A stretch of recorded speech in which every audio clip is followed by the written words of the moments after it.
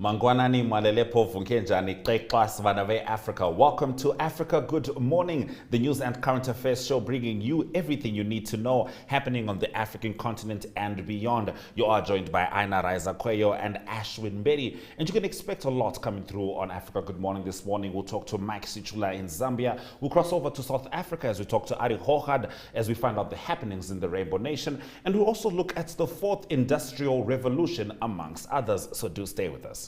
All right, happy Wednesday, everyone. Today is World Jump Day. Many ideas are floated to help combat global warming, and World Jump Day is one of them.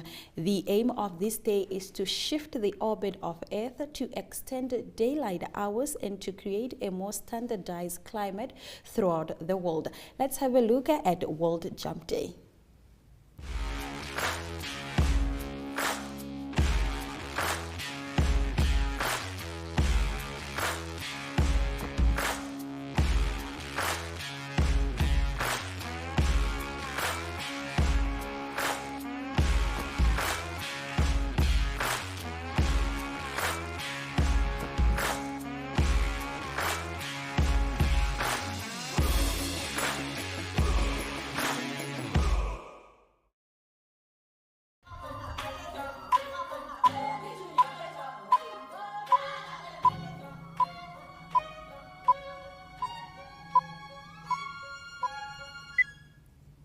Let's have a look at the news-making headlines in our continent.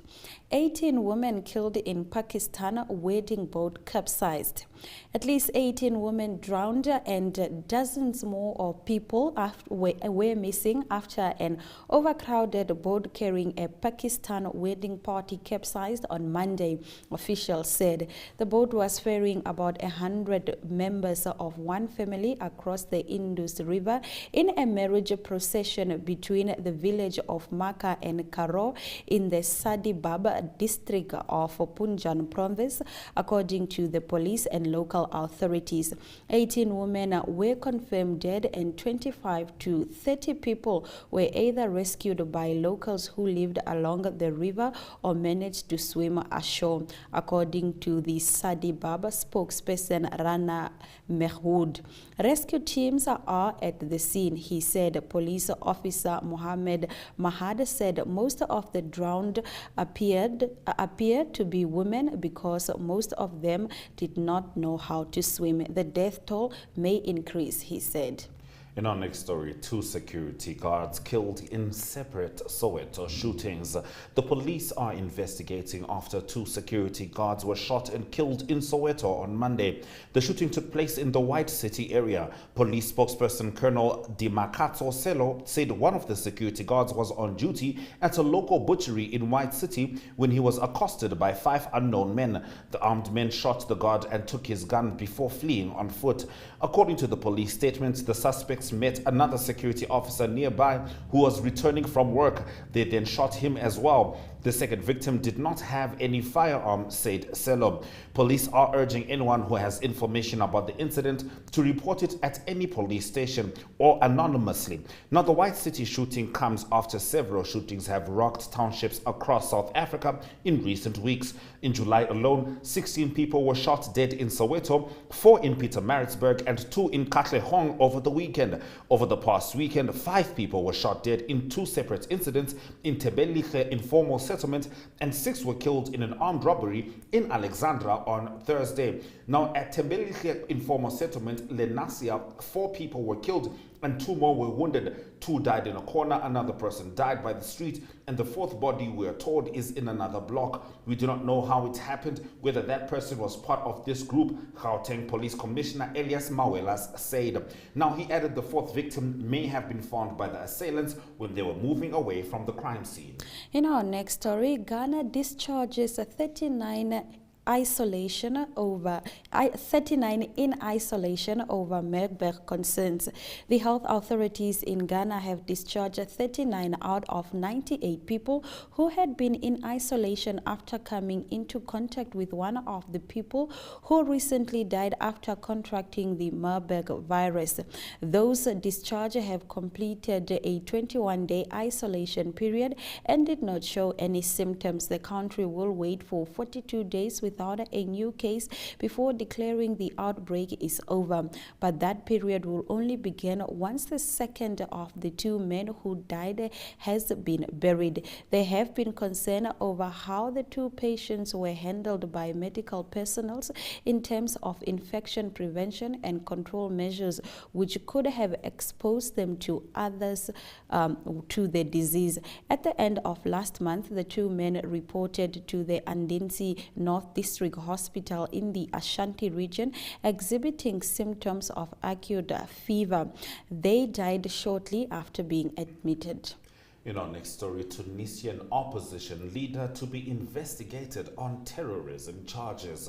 The leader of Tunisia's main opposition party is due to be questioned by the country's anti-terrorism unit on Tuesday on suspicion of money laundering and terrorist financing through an association charity. The accused, Rached Ghannouchi, was among a dozen top Ennahda party officials whose bank accounts the North African country's central bank froze earlier this month. Ennahda vehemently disputes the accusations of money laundering and terrorism financing. President Kais Saied suspended parliament last year and seized broad powers in a move that he said was necessary to save the country from a political and economic crisis. This prompted criticism from the opposition, which accuses him of a slide towards totalitarianism. Ennahda has said that these accusations are aimed at distracting attention from a July 25 referendum planned by Saied. Opposition figure Najib Shebi said he feared for Ghannouchi's arrest after the hearing, denouncing what he called a harassment campaign. Saied blamed Ennahda in part for Tunisia's political crisis last year. In our next story, methanol and carbon monoxide found in victims' blood. Methanol, a toxic alcohol used industrially as a solvent, pesticide, and alternative fuel source, was found in the blood sample of all 21 youngsters who died at Enyombeni Tavern tragedy in Eastern Cape last month. Dr. Litha Matiniwe, Eastern Cape Health Department Deputy Director General for Clinical Services, on Tuesday said these were just qualitative results and can't yet be used to verify the exact cause of death. There is still progressive analysis of the levels of methanol. So we just have the qualitative result that says all 21 of them have it in their blood, but we still need to get the quantitative levels, which will tell us whether these were the lethal or non-lethal levels as well, he said. Matiwane said the first three samples were found of blood Martiniwe said the first three samples were for blood alcohol levels, carbon monoxide levels, and qualitative methanol levels. We'll be right back after the break with more news.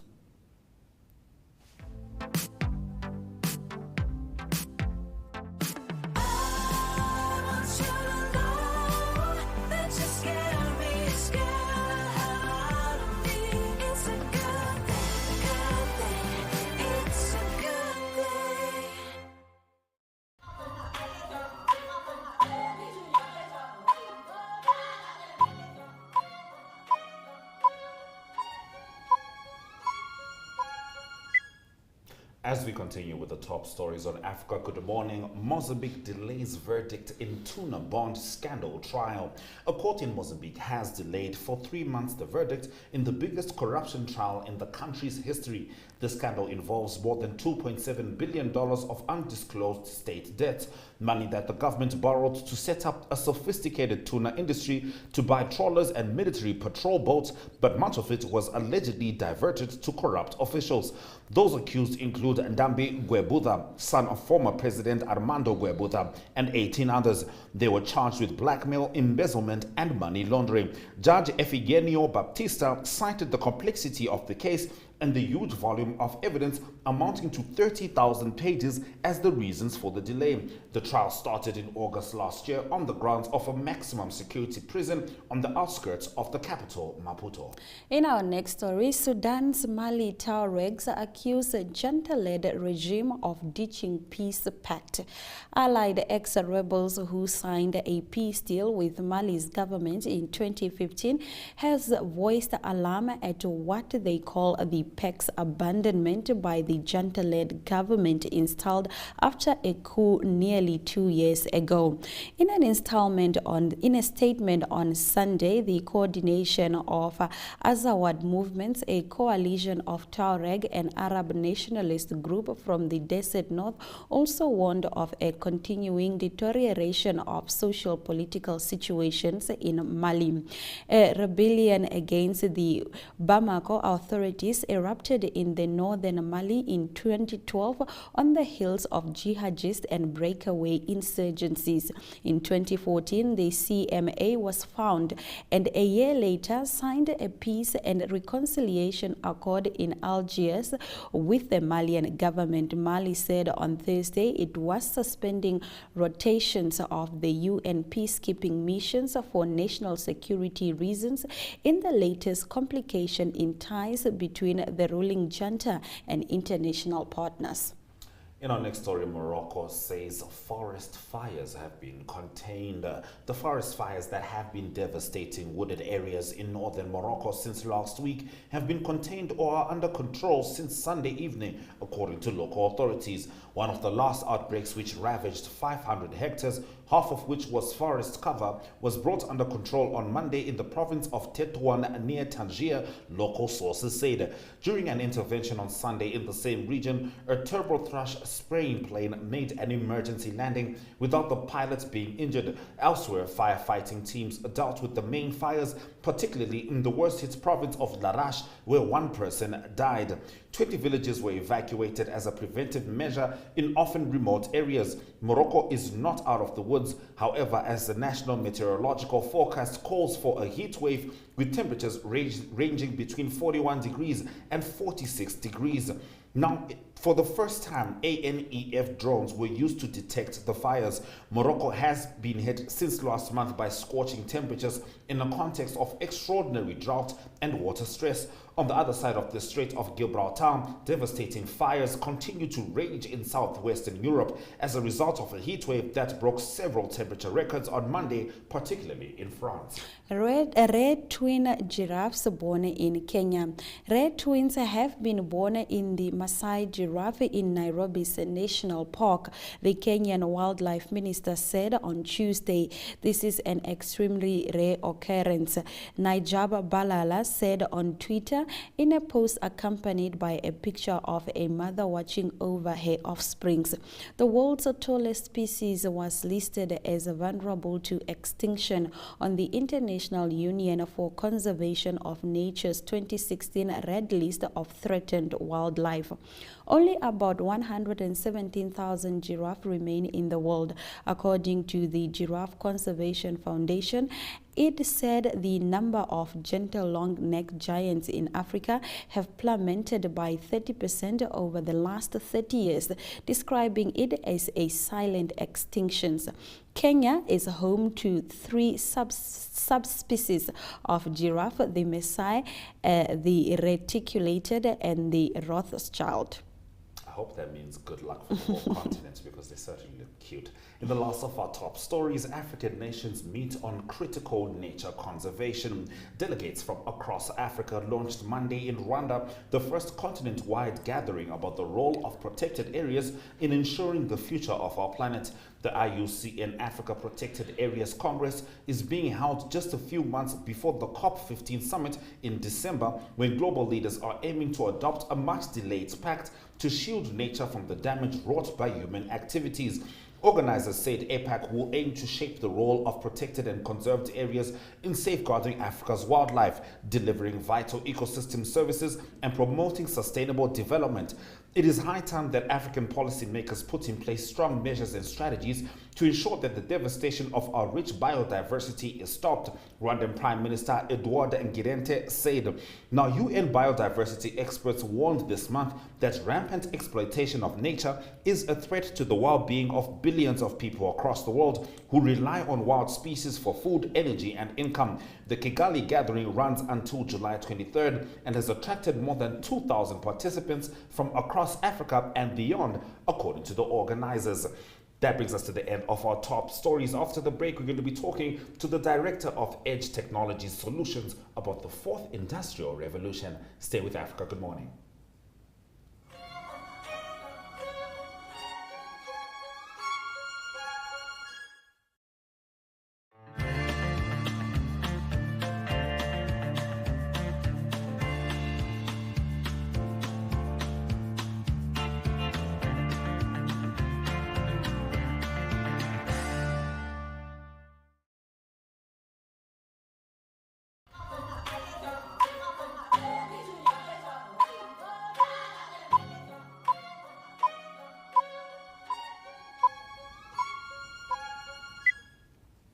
Thank you for watching Africa Good Morning. Now, Delano January is a director of Edge Technology Solutions right here in Windhoek. Today, he speaks to us about the 4th Industrial Revolution, the technologies and processes that are part of this revolution, as well as its impact and its benefits. Let's have a look.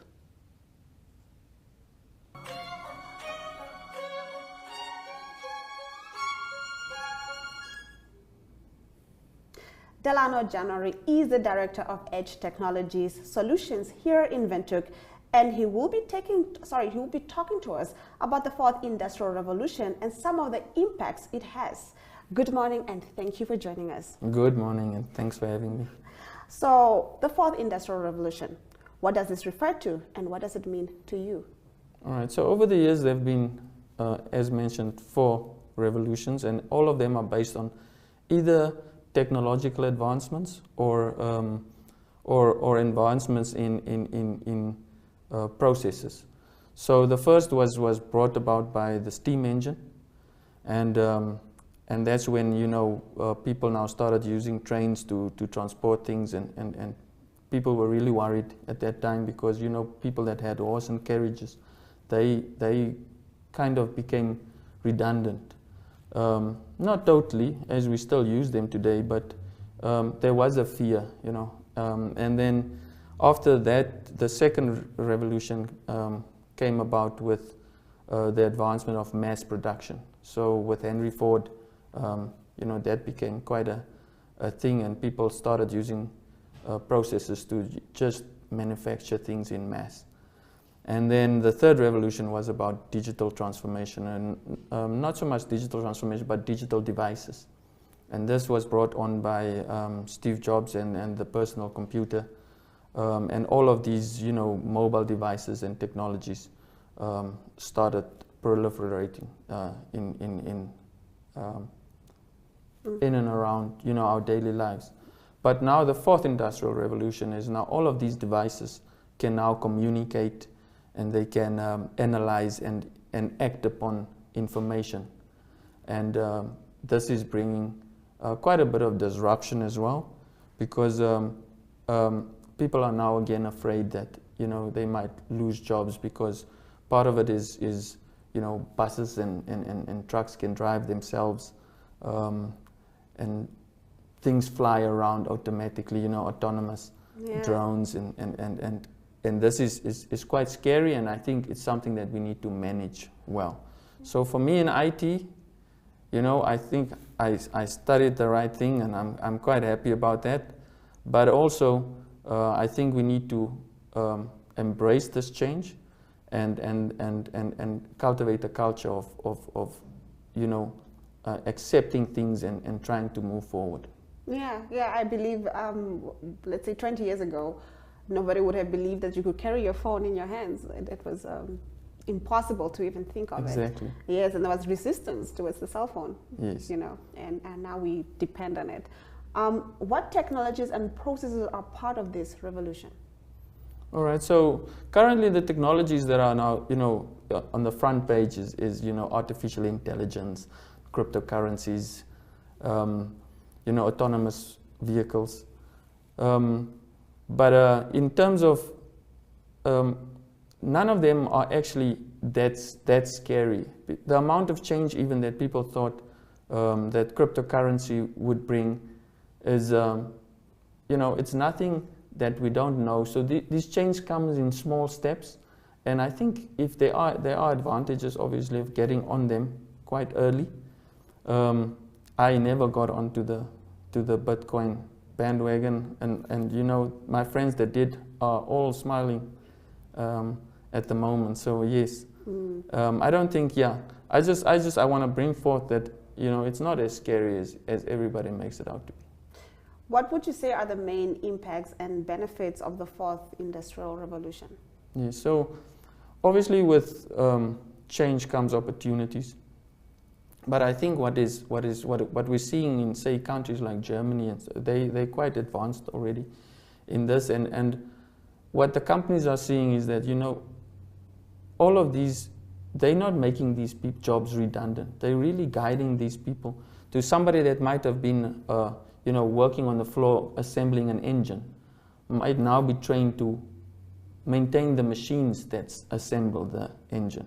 So what they are doing is they putting a lot of effort in guiding their, you know, the people in Germany to now to move forward and embrace this change. So I think I think corporate is stepping up and knowing that, you know, that if they want to survive in this ever-changing environment, in this fast-changing environment, they need to be able to teach their people to adapt as well, and they're teaching them to acquire these new skills. Yeah, and speaking on that, and I know you just touched on it, what opportunities do you think there are for mankind with the fourth industrial revolution? And you just mentioned that people could start managing, and any other examples or scenarios? Yes. The biggest one that I think for us, I always, because I'm in Africa, I always think of how will it affect us. And one of the big things is the culture of remote work. I think if you embrace the culture of remote work, I think you can flourish in this new economy, because people are now sourcing skills from all over, you know, from India, from China. And if we set up and educate our kids, you know, they don't have to leave Namibia necessarily to look for greener pastures. Imagine you're living here, you're making your money, you know, dollars and pounds, but you have the comfort and life that we, you know, that we enjoy every day. So I think that's a great advantage to us in Africa. But also, you know, some of these Europeans can come stay here and spend their money here and work from here, because I mean, we've got good internet, we've got good infrastructure. Yeah, to cater for this global community that can work from anywhere. Yeah, I see what you mean. Of course, there's always going to be disadvantages in just anything. What do you think are the biggest drawbacks for the fourth industrial revolution? All right, so the pandemic now made it really clear that, you know, that there are huge inequalities in Namibia and in Africa, but in the world generally. But we saw it firsthand, you know, that when people were sent home, you could really see that people that didn't have the digital technology to get class, or they will fall behind. And the unfortunate thing about this is that any previous disadvantages will now even grow further. So the divide is getting bigger, and it's quite sad, and that's why I think it's important that we, you know, that we act and do something about it, to get people starting to use tablets and just anything that can connect to the internet, because the more exposure you have with it, the less frightened you are about it, you know, and everything.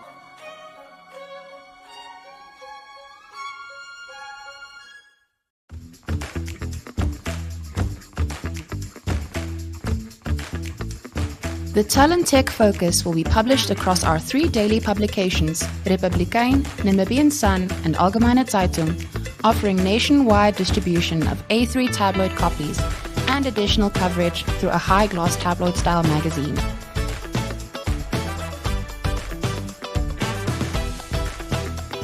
The Talent Tech Focus will showcase the front-runners in the telecommunication and technology fields, offering innovation to the local market and aiming to showcase both established and emerging players in the areas of tech, software, and digital product and service provision.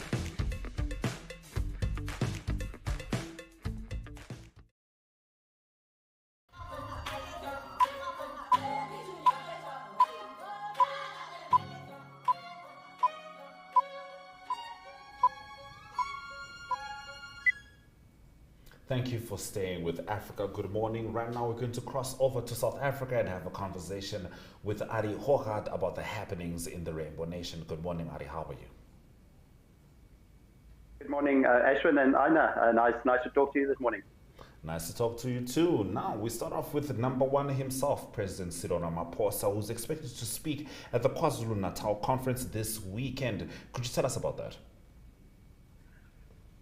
Indeed, he's, I think, battling to stay number one, Ashwin, at the moment. It is the ANC KwaZulu-Natal conference that's on this weekend. It was discussed if he's going to be there or not. I think it was sent out also a challenging message if he's not there. It's not one of his strongest bases in the country, but he indicated that he will speak there. I think that the fresh news coming in from last night is that the public prosecutor, the acting public prosecutor, that is Koleka Kaleba, indicated that the president will be subpoenaed.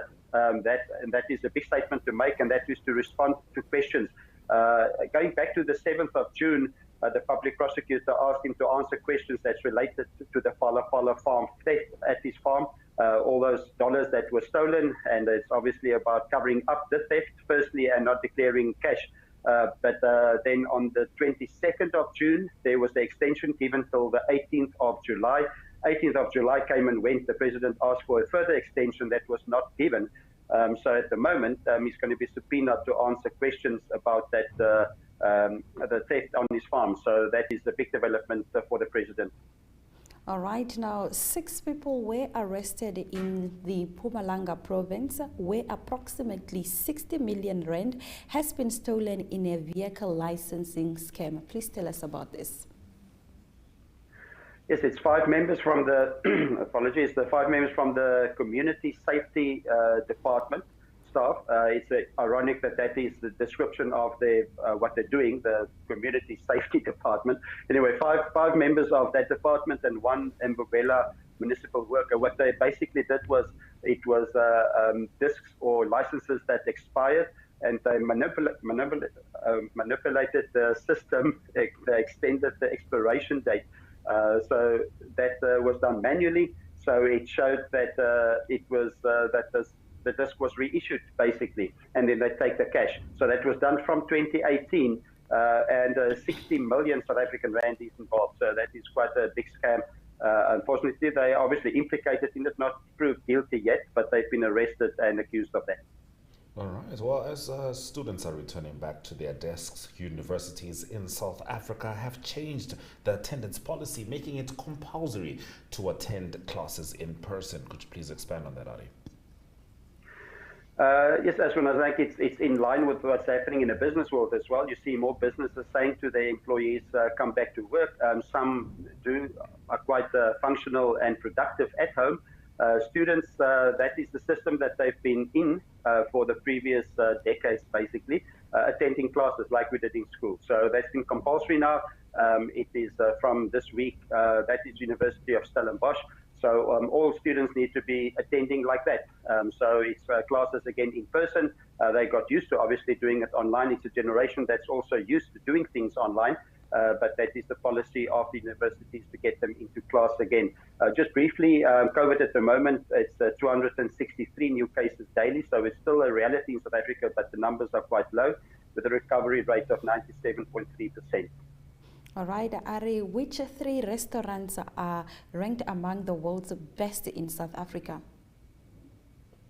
Yes, there's 3 of them in the Cape region. So, Ashwin and I know when you come and visit Cape Town, we need to visit at least one of the 3, if not all 3. Good. But it's the Fine. The first one is, they call it Fine Restaurant, FYN, and it's number 37 in that list in the world. So that is the restaurant. It is Asian cuisine. It's in Cape Town, in Parliament Street, up in the 4th, 5th floor. So brilliant restaurant there. Number 56 on that list is La Combe. That is La Combe in Constantia, and a brilliant restaurant, obviously, as well. And then the third one has been on the list before. It is Wolf Hut, they call it, on the West Coast. That's brilliant. Isn't that lovely? On the coastline, you sit there, you eat your seafood, and you watch the ocean. So that is the 3 restaurants on the list. The winner, if somebody wants to travel to Copenhagen, that is the winner. Geranium is the name of the restaurant in Copenhagen. If you're ever close to that region, you can visit that restaurant. Well, I'm certainly going to make sure that I note that down. All right, in your last story, Banyana are going to face Morocco at the Africa Cup of Nations final on Saturday. Could you tell us about that? Yeah, big excitement in South Africa. It's playing a big final. It's a massive achievement for them. I know it's controversial. I know Zambia not happy with the VAR decision. That's also been put up. But it is Linda Motalo that scored that goal against Zambia to go through to the final. And the final will be played on Saturday evening. It's 11 p.m. South African time against the host Morocco. Tough game for them. Morocco beat Nigeria, the defending champion. Lots of money at stake as well for Desiree Ellis, the coach and the team. They can win $500,000. That's 8.5 million South African rand, but just by winning the tournament. And incentives also from South African soccer is a further 9.2 million that could be divided between all of them. So, but just to win the trophy, to play in a final, big moment for South African sport, and hopefully they can do well on Saturday. Hopefully, indeed. Thank you very much for bringing us the news stories from South Africa, Ari. It's a big pleasure and a brilliant day for everyone. Bye-bye. All right, cheers. Ari will return for the sports a little later. But for now, before we talk to Mike Sichula in Zambia, let's have a look at the weather.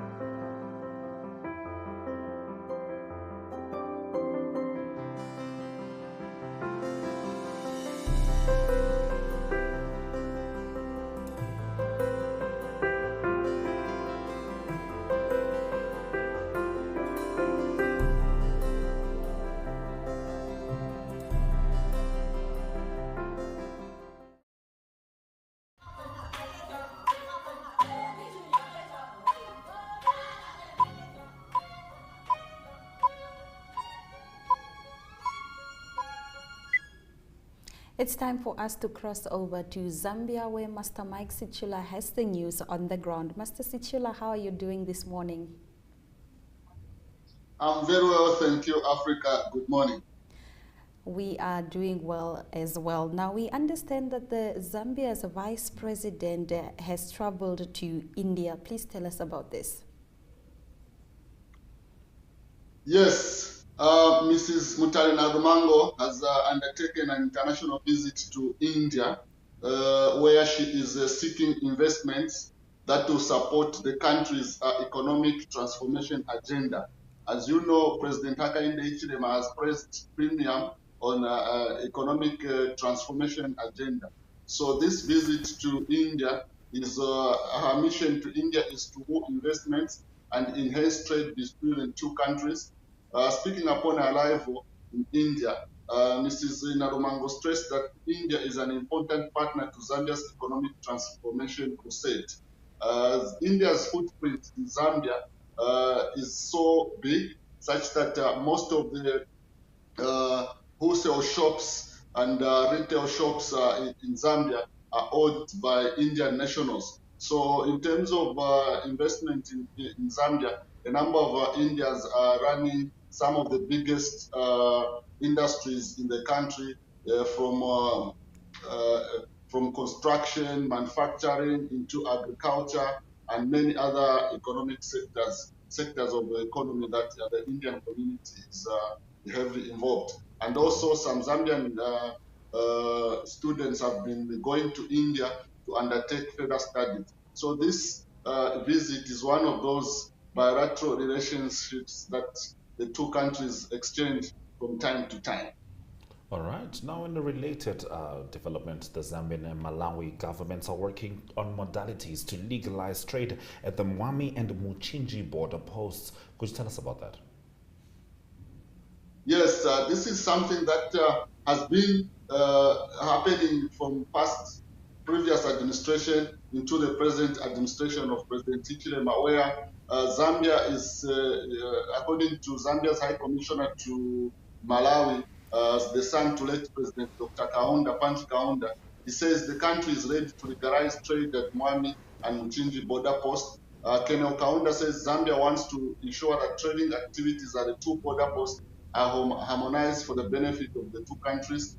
He added that once the Malawian government puts in place the necessary regulation, legal trading activities are expected to start. So as you can see from the pictures, that is in the middle, that is Panji Kaunda when he was visited by Zambia's Minister of Lands and also disaster DMMU or Disaster Management Unit Coordinator, Dr. Pole. So this is something that has been ongoing from past administrations into the present administration, where trade has not been taking place at Mwami and Muchinji border post due to a number of unfinished businesses. So it is expected that under the administration of Mr. Hichilema, these bottlenecks are going to be addressed to ensure that trade and trade resumes between the two countries through those border posts. All right, Master Sichula, please tell us if Muzala has progressed to the finals of the World Championships. Well, Muzala is expected actually to return to the track, to the field this morning, and there he is in the pictures. He is Zambia's sprinter and Africa's gold medalist in 400 meters. He recently won the title in Mauritius. So going to the World Athletics in the United States, he has managed to progress to the semifinals of the World Championships being held in the USA. So him being in the semifinals is quite a huge achievement for a young star, and he clocked 45 seconds, 82 seconds in the men's 400 meters race to finish in second place. So he is somebody that the World Athletics should look up to, because he's got a blistering pace and is also determined to ensure that he puts the Zambian flag higher, going through the steps of one of Zambia's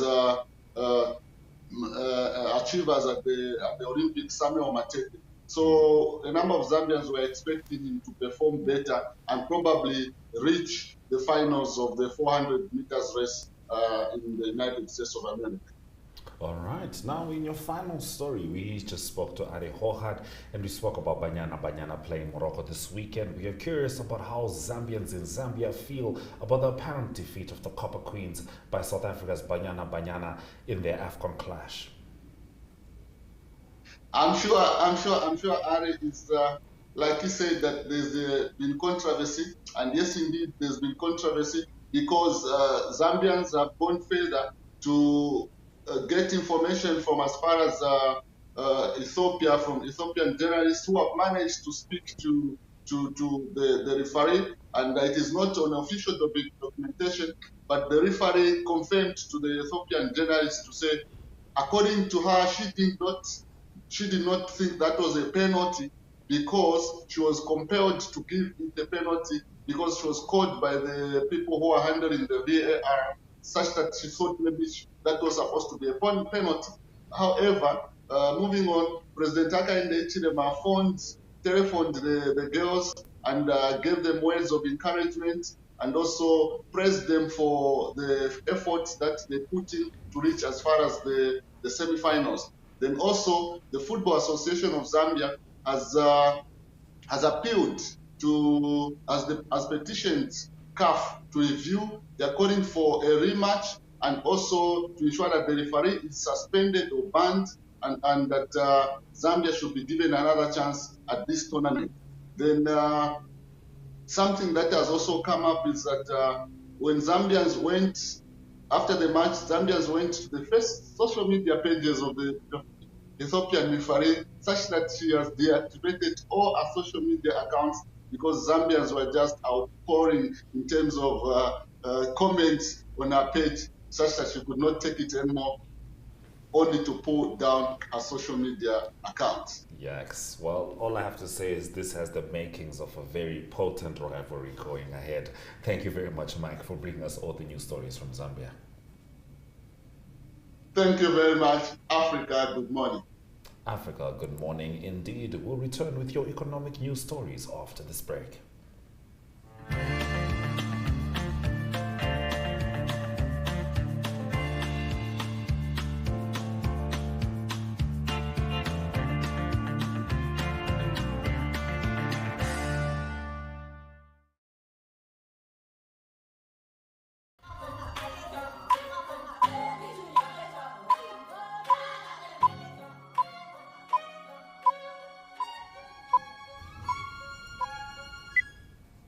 Africa Good Morning is wishing you a very wholesome Wednesday. Now let's get into our economic news. IMF approves $235.6 million disbursement to Kenya loan review.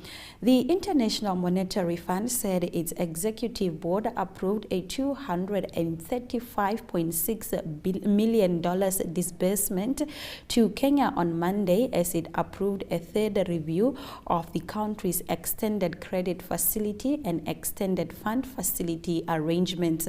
The disbursement is usable for budget support and brings such payouts to $1.208 billion under the 38-month arrangement, which were worth $2.34 billion when they were approved in April 2021, the IMF said. Kenya's economy has rebounded strongly in a challenging environment and is projected to grow 5.7% in 2022. The IMF said in a statement, adding that inflation, which hits 7.5% in June, was likely to peak this year before easing back to the Central Bank of Kenya's 2.5% target by early 2023 rather. In our next story, Russia fines Google $360 million over Ukraine content. A Moscow court has fined Google 21 billion rubles for failing to remove content concerning Russia's military intervention in Ukraine, the nation's telecommunications regulator said on Monday. Roskomnadzor said the Google-owned video platform YouTube had failed to block false information on the offensive in Ukraine, extremist and terrorist propaganda, and content calling on minors to participate in unauthorized demonstrations. The regulator said that this was a repeat conviction for Google. The fine was based on its annual revenue in Russia. Russian authorities have been dialing up their pressure on Western social media firms in recent years, with repeated fines and threats in a bid to remove criticism from the internet, one of the last bastions of free speech in Russia. Like most of its Western rivals, Google recently quit the Russian market to denounce Russia's military intervention in Ukraine. Now, according to Vladimir Zykov, an expert cited by Russian news agency RIA Novosti, the fine is the largest ever imposed on a Western tech firm by a Russian court. Russian authorities have increased the legal penalties for speaking out against the conflict. Those found guilty of spreading false information, in quotes, about the Russian military face up to 15 years in jail. Several people have already been jailed on such charges. In our next story, Tanzania to spend 10 billion shilling annually in shift to biogas. The government will spend 10.5 billion shilling during the current financial year on assisting its various institutions to shift to the use of biogas for cooking. The allocation is part of a wider program to discourage the use of charcoal for fuel wood as a major source of energy. The sum will be spent on conducting research on simple and affordable technologies and build biogas systems. All right, that brings us to the end of our economic news stories. Hang on a little longer and you'll catch our sports after the break.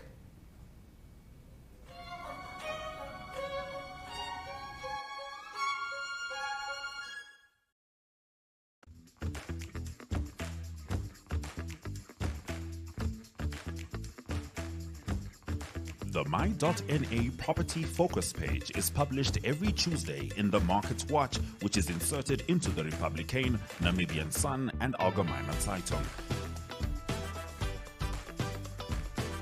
The My.NA Properties Focus page provides viewers with the best in-class property content, engaging interviews, the latest property news, property-related products and services, including interior design, decor, DIY, gardening, property finance and insurance, and so much more. For property-related news and advertising, contact My.NA at synergy.com.na and talk to the My.NA property team.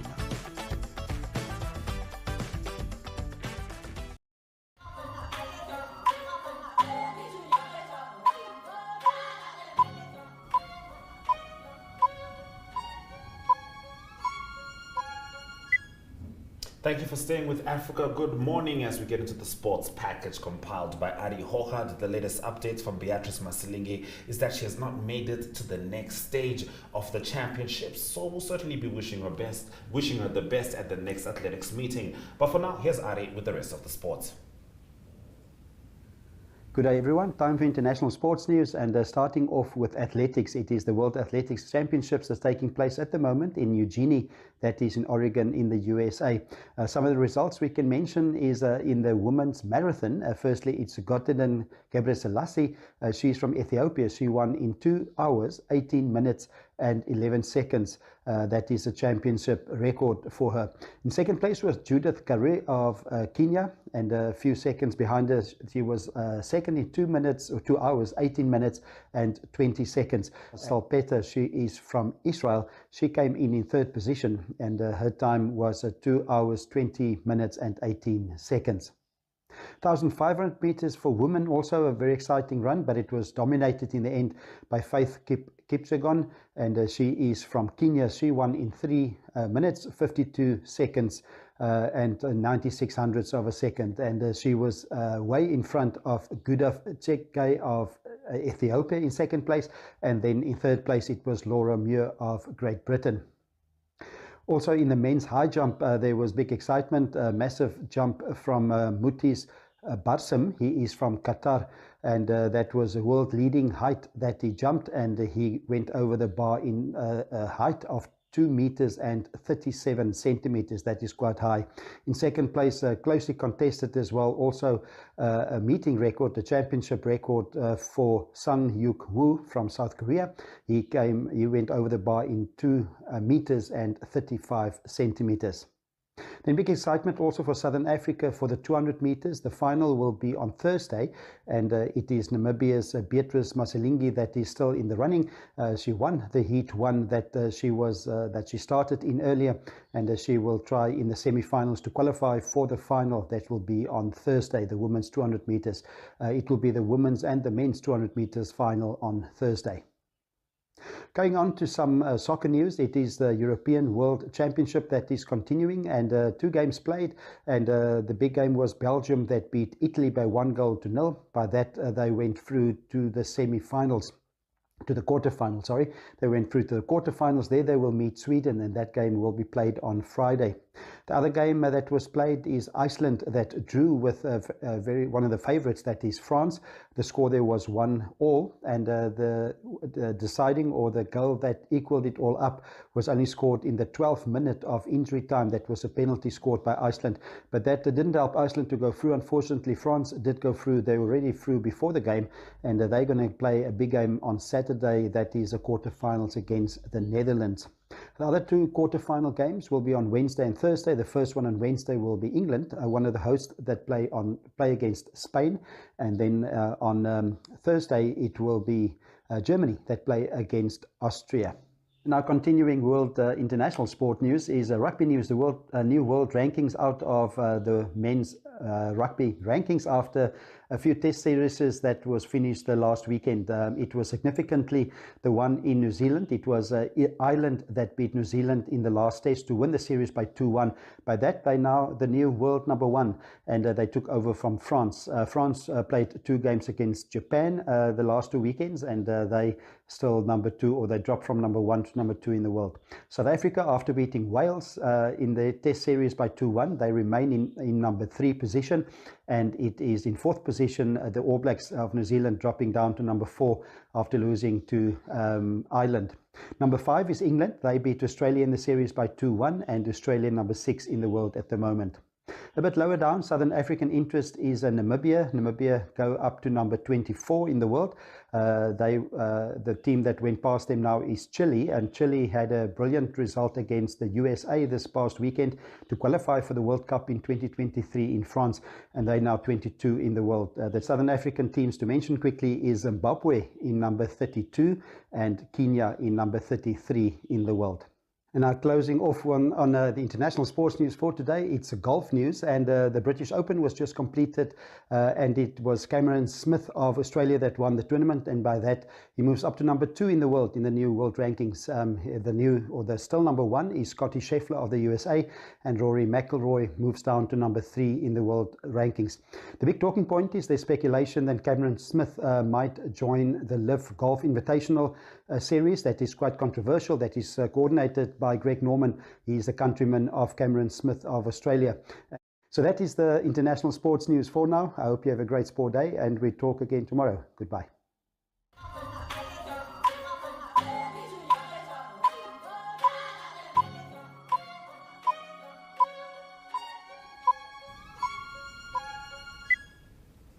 Now, just to expand on the story from the Athletics Championships, Ari was talking about Beatrice Masilinga obviously vying for a spot in the finals.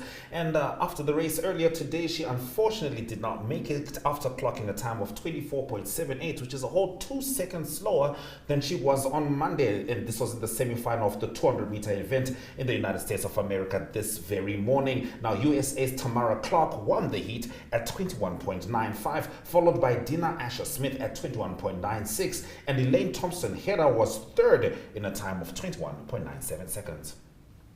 All right, let's have a look at our highlights. 18 women killed in Pakistan, boat capsized. 2 security guards killed in separate Soweto shootings.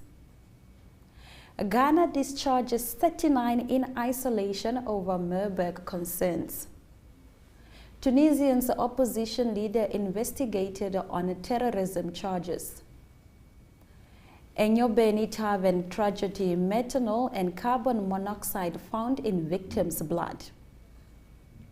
IMF approves a $235.6 million disbursement to Kenya on loan review. And in our next story, Gabriel Sles of Ethiopia wins women's marathon at World Athletic Championships. And those have been our stories. Thank you very much for watching Africa Good Morning, as we've been coming live from 7 a.m. on DSTV channel 285, Gotv channel 94, 1up2.com, and our Facebook social media pages. And do make sure that you send us your comments, should you have any, to our Facebook and Twitter pages at Africa Good Morning. A repeat of this broadcast is available on the aforementioned platforms from 8:30. So we'll see you tomorrow. About 2 days left in the week. Yep. We are in the middle of the week. Much can happen. From Ana Raiza Kweyo and Ashwin Berry, Swera Jakaraka.